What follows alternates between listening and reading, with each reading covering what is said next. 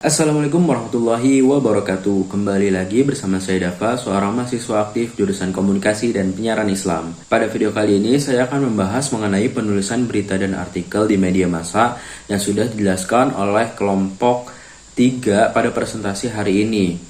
Nah, sebelum kita masuk ke dalam materinya, perlu diketahui bahwa pada PowerPoint kelompok 3 ini sebenarnya ada beberapa poin yang sudah kita bahas atau memiliki kemiripan pengertian yang sudah dijelaskan pada video-video sebelumnya. Di antaranya itu adalah pengertian artikel dan juga pengertian berita. Yang membedakan adalah di sini ada pengertian artikel dan berita di media massa. Namun pada intinya kurang lebih memiliki pengertian yang sama, yaitu ingin memberikan informasi kepada halayak luas namun melalui media massa. Media massa ada melalui televisi, radio, koran, majalah dan sebagainya. Jadi kita langsung saja lengkap kepada materi yang belum saya jelaskan pada video-video sebelumnya. Ya, langsung saja bagian yang belum pernah ataupun hal baru yang saya ingin jelaskan yaitu terkait dengan anatomi dan contoh artikel di media massa. Anatomi ataupun struktur kurang lebih ya terkait dengan artikel di media massa yaitu ada 6 struktur. Yang pertama yaitu dimulai dari judul atau headline, kedua dari byline. Nah, byline ini berisikan nama penulis dari artikel tersebut. Kemudian dilanjutkan dengan teras atau lead, tubuh artikel ataupun body, kemudian penutup atau conclusion, serta referensi. Nah, kelompok 3 menjelaskan ada satu contoh artikel yang terdapat di dalam PowerPoint, yaitu judulnya berisi tentang teknologi 5G, masa depan konektivitas yang lebih cepat. Yang kedua adalah byline, ditulis oleh Andi Setiawan. Yang ketiga adalah teras atau lead, berisikan teknologi 5G diharapkan membawa revolusi dalam cara kita berkomunikasi dan mengakses informasi dengan kecepatan yang belum pernah ada sebelumnya. Yang keempat, tubuh artikel ataupun body, yaitu penerapan teknologi 5G akan meningkatkan efisiensi di berbagai sektor, mulai dari kesehatan hingga transportasi. Penerapan teknologi baru ini juga akan menciptakan peluang ekonomi baru dan pekerjaan. Kemudian penutup atau conclusion, yaitu dengan segala keunggulannya, teknologi 5G menjadi harapan besar untuk masa depan yang lebih terhubung dan efisien. Contoh referensi itu seperti biasa lah ya, dari buku ataupun jurnal seperti Ludia Amanda, 2022, penerapan teknologi 5G Banten UIN SMH Banten halaman 12, kurang lebih seperti itu. Jadi satu hal mungkin yang beda pada artikel ataupun berita yaitu adalah pada byline ataupun nama penulis ataupun nama pengarang dari artikel tersebut. Nah, itulah anatomi dan contoh artikel di media massa. Sekarang kita masuk kepada anatomi dan contoh berita di media massa. Nah, menurut saya tidak ada perbedaan di mana antara berita di media massa seperti media massa cetak, media cetak ataupun televisi dan sebagainya. Yaitu yang pertama ada judul atau headline, yang kedua ada teras atau lead, yang ketiga adalah tubuh berita atau body, yang keempat ada kutipan atau quotes, yang kelima adalah penutup. Tidak jauh beda ya struktur berita pada umumnya.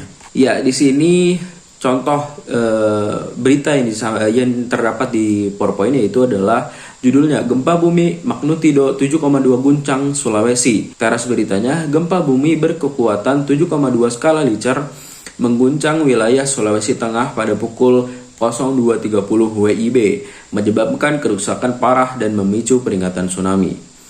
Tubuh berita atau bodinya itu, menurut Badan Meteorologi, Klimatologi dan Geofisika atau BMKG, pusat gempa terletak di kedalaman 10 km. Warga yang berada di dekat pantai segera dievakuasi ke tempat yang lebih tinggi. Sejumlah bangunan dilaporkan runtuh dan beberapa jalan utama terputus akibat gempa. Kutipan atau quotes-nya, Kepala BMKG Rahmat Triono menyatakan gempa ini berpotensi menimbulkan tsunami dan kami menghimbau warga untuk tetap waspada. Menutup atau conclusion-nya, hingga berita ini diturunkan, tim SAR terus melakukan pencarian korban di wilayah yang paling berdampak. Pemerintah setempat juga telah membuat posko bantuan untuk para korban bencana. Ya, itulah anatomi dari berita di media massa. Menurut saya tidak jauh berbeda dengan struktur ataupun anatomi berita pada umumnya. Hal baru yang saya dapatkan di kelas adalah kenapa berita banyak menggunakan struktur penulisan yaitu piramida terbalik, di mana judul dan lead memiliki ruang atau komponen yang lebih besar daripada isi ataupun body serta penutup dari berita tersebut. Nah, survei mengatakan bahwa yang menggunakan piramida terbalik ataupun judul dan lead yang memiliki ruang lebih besar itu memiliki daya tarik atau ketertarikan tersendiri bagi pembaca. Ketika pembaca sudah membaca judul dan lead atau teras berita tersebut memiliki rasa penasaran yang lebih untuk membaca. Survei mengatakan bahwa ketika berita menggunakan struktur penulisan berita piramida terbalik, itu para pembaca lebih memiliki ketertarikan atas berita tersebut, di mana lead dan judul memiliki kepadatan dan kesingkatan serta informasi yang jelas terkait berita apa yang disajikan. Nah, oleh karena itu dengan lead dan judul yang jelas terkait berita membuat para pembaca memiliki ketertarikan lebih untuk membaca berita tersebut. Sedangkan mengapa tidak menggunakan penulisan piramida biasa gitu? Karena pada contoh-contoh yang kami temukan di kelas, penggunaan berita penulisan piramida normal itu lebih bertele-tele pada bagian judul dan juga lead, yaitu membuat para pembaca sedikit bingung dan tidak ingin membaca beritanya lebih lanjut. Yang terakhir pada PowerPoint ataupun penjelasan kelompok 3 yaitu terkait dengan peran media massa.